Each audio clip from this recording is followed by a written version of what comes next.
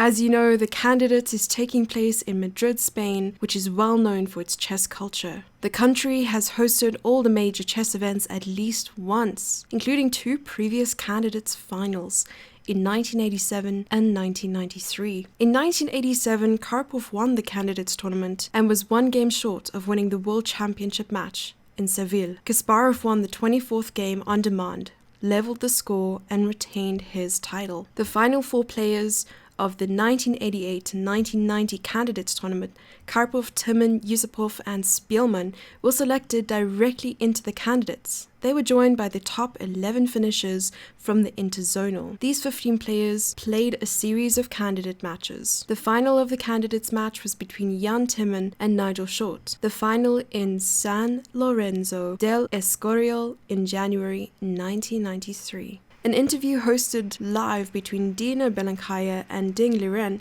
helped put our mind at ease. Dina asked him if he felt more comfortable now that he had the exact same chairs as spectators. He commented, "Yes, I do. It's easier now to look behind me, and I had done the same thing in the previous Candidates."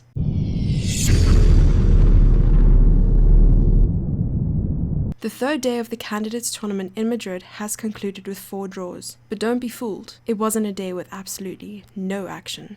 The first game is between Ding and Rapport. Rapport boasts his abilities to get out of sticky situations. He claims the title of escape artist as he manages to secure a draw against the one and only Ding Liren. Grandmaster Daniel Dubov, Rapport's friend who challenged him often in junior championships, recalled that in his earlier years, Rapport was a rock and roll player. He chose opening moves seemingly at random and could start his game with any pawn. It was a crazy but very talented play. So the game started with d4, and surprise, surprise, Rapport plays the Grunfeld defense for the first time in his life, at least according to our annotator's database. C takes d5, knight takes d5, e4, and this is very normal for the Grunfeld, and bishop to c4. Knight to f3, c5, bishop e5 is one of the most trendy lines nowadays. However, Ding decides to go with bishop to c4, c5, and knight to e2. And white enters good old main line. Knight to c6, bishop e3, castles, castles, and b6. Here, bishop g4 was the all-time favorite move of the beast from Baku, Garry Kasparov. He played it also in the World Championship match against Karpov a couple of times. And it follows with f3, knight a5, bishop takes a7, rook takes a7, and then recapturing the piece on g4 with trading rooks, king takes f1, and queen d6. And the material deficit is compensated by the activity of black's pieces. So let's go back to b6. We have rook c1, and usually here after d takes c5, grabbing the pawn gives white not too much. After queen c7, c takes b6, a takes b6, and next black prepares probably knight e5, and it attacks the bishop. And after bishop to b3, black has a strong bishop a6 move. So there we go, the pawn is compensated there. So rook c1 instead of capturing on c5, then we have bishop to b7 and bishop to b5. Very interesting. So Ding Liren follows Gary's track, who played a number of rapid games in this line.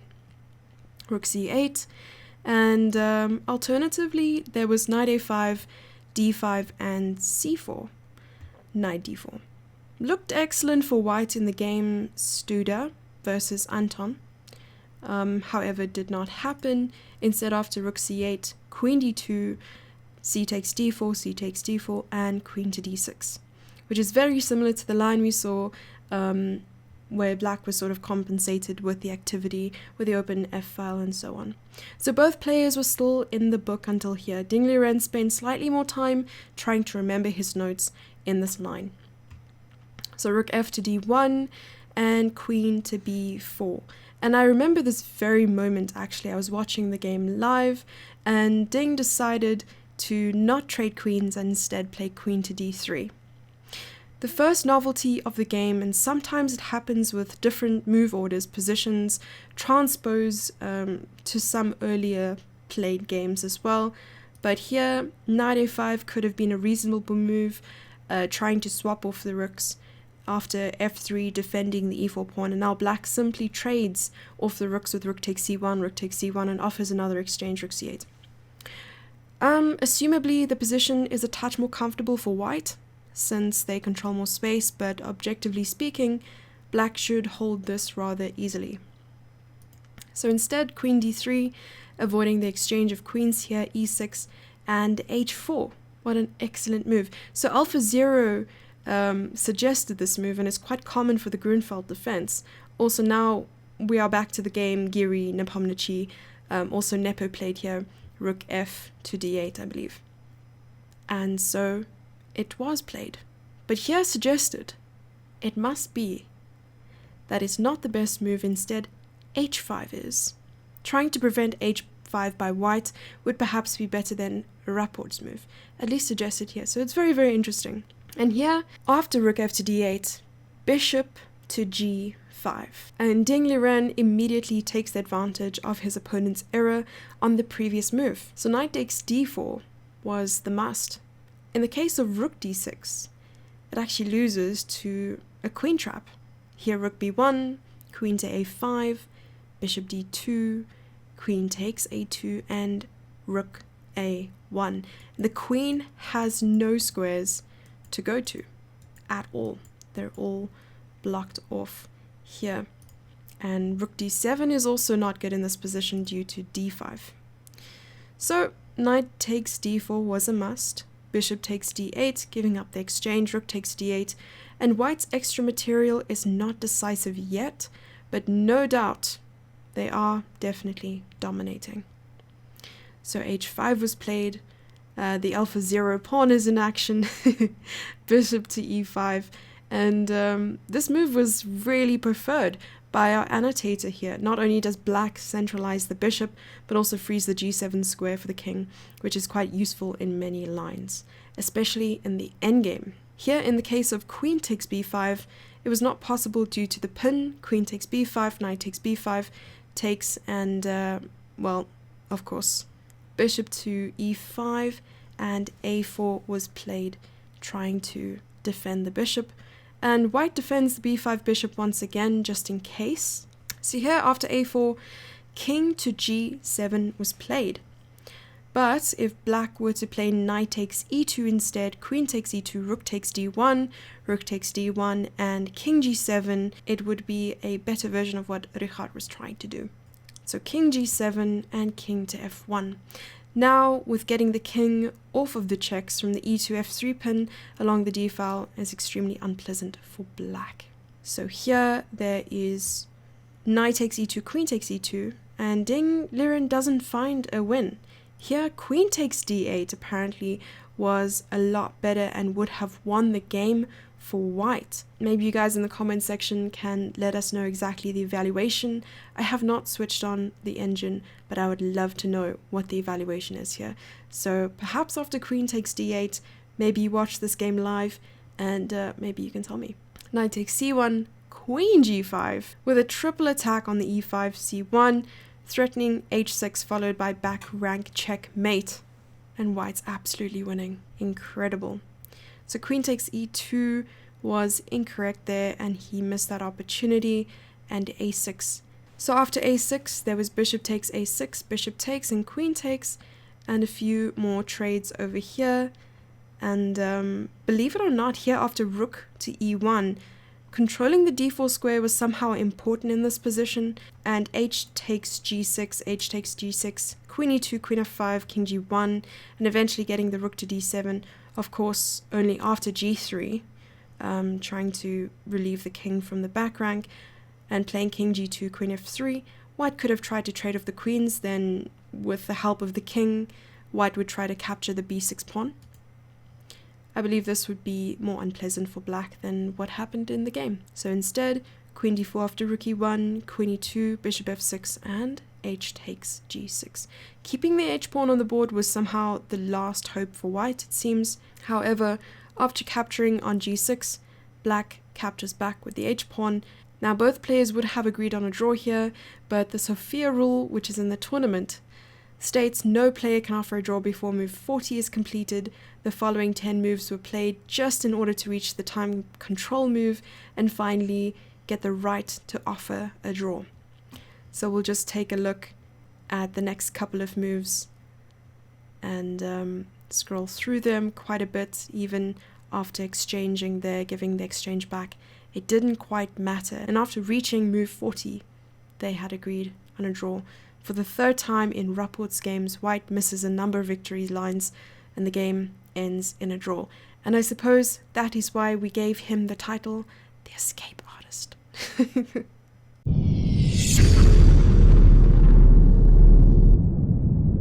Game 3 was Rajabov versus Nepomniachtchi.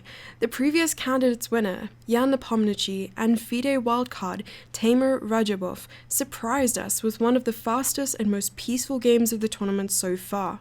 With a Catalan on the board, the two players exchanged queens no later than move 7 and all minor pieces by move 20, getting into an equal two rooks endgame with almost symmetrical pawn structures. The game between Taimur Rajabov and Jan Nepomniachtchi was definitely not much to write home about. The game lasted for a total of 30 moves and started as a Catalan. Here after knight b3 attacking the bishop went back to e7, and here we just have a series of exchanges. And by the move 20, they had exchanged all the major pieces except the two rooks. And here, with a completely symmetrical pawn structure, White and Black decide to repeat moves and agree on a draw.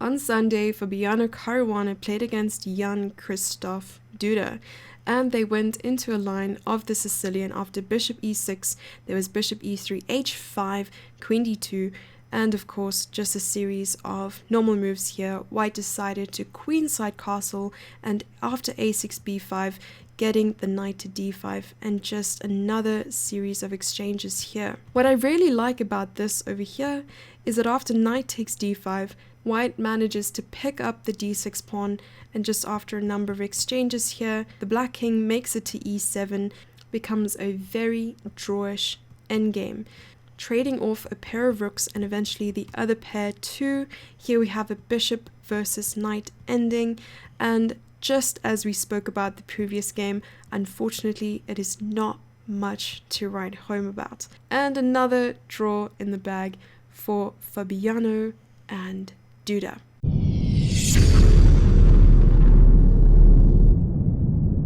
Game 4 was Farouzia versus Nakamura, one of the most promising talents of the younger generation, yet far from newcomer to top-level chess, and by some considered a future world champion. Alireza Farouzia faced the popular chess streamer and elite chess veteran, Hikara Nakamura. Despite playing many online games in faster time controls, this was the first FIDE-rated classical length game between the two players. The two players got into a classical variation of the Nimzo Indian defense, the old main line in this position. As promised, not all games were boring draws. Here we have Alireza Farouzia versus Hikara Nakamura, and we have the well-known Nimzo Indian. So Alireza decided to opt for queen c2, and he goes for the classical variation. White also has a number of different moves here, such as f3, he also has g3, a3, and of course there's also knight to f3. But he goes for queen c2 here, castles, a3, bishop takes c3, queen takes c3, and d5. So this is most trendy at the moment. b6 is also the old main line here. So d5, bishop to g5. Well, knight f3 here is another possibility for White, where the line continues in a similar way to get the same game. And d takes c4, queen takes c4, b6 here. h4 was Kasparov's invention in a rapid game against Hikaru himself back in 2017. So bishop to g5, d takes c4. In the case of c5, it's definitely an interesting alternative for black here. D takes c5 and d4.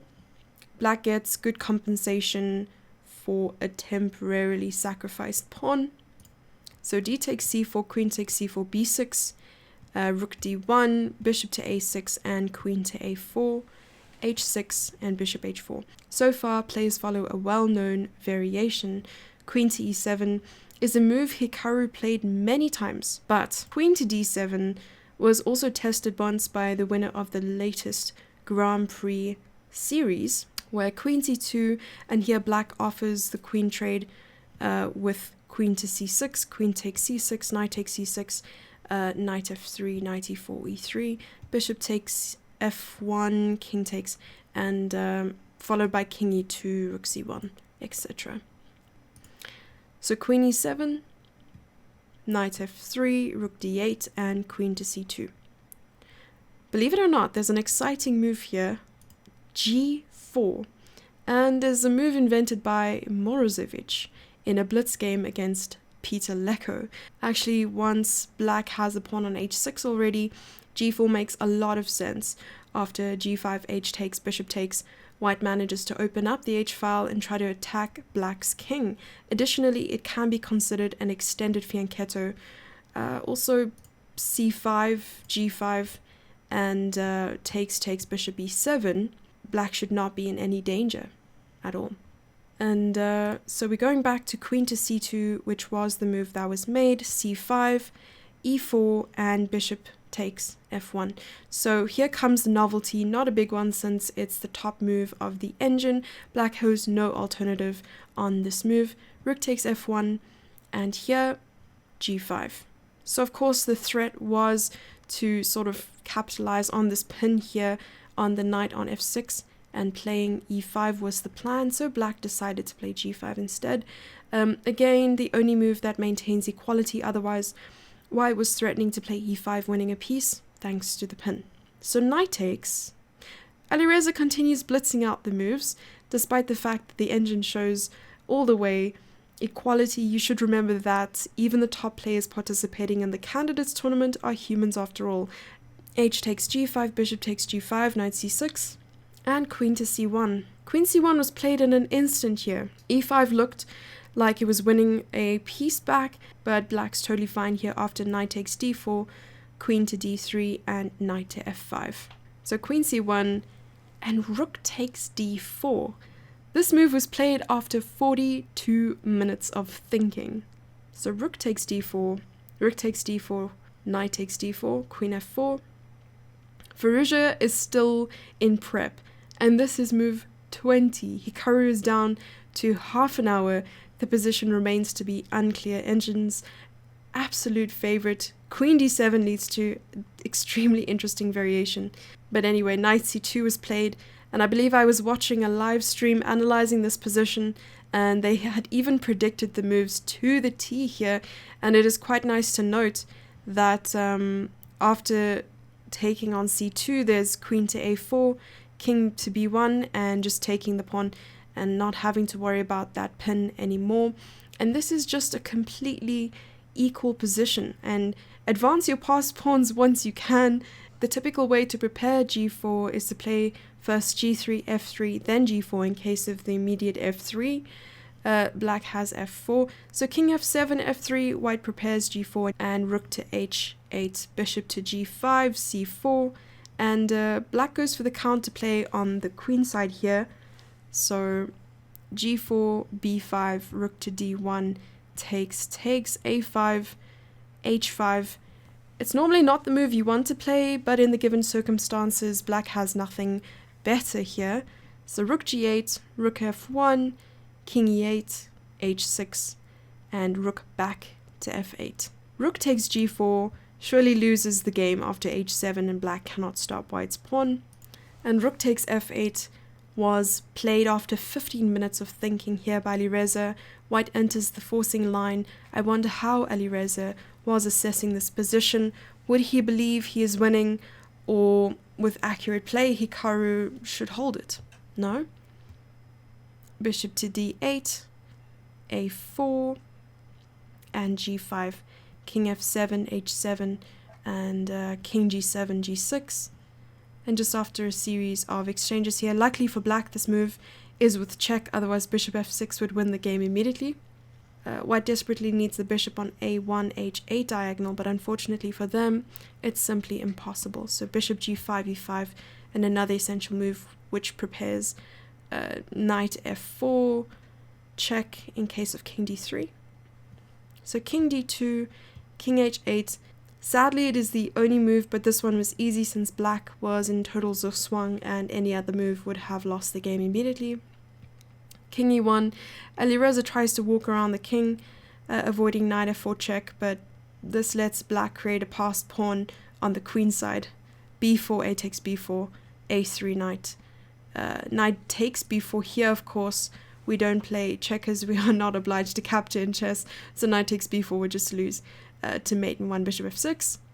And bishop c1 shall stop the a-pawn before it's too late. Knight takes b4, king d2. And knight d5, bishop takes a3, and here we find that it is just a draw. At the end of the day, black gets insufficient material for checkmate, and rightfully the game ends in a draw.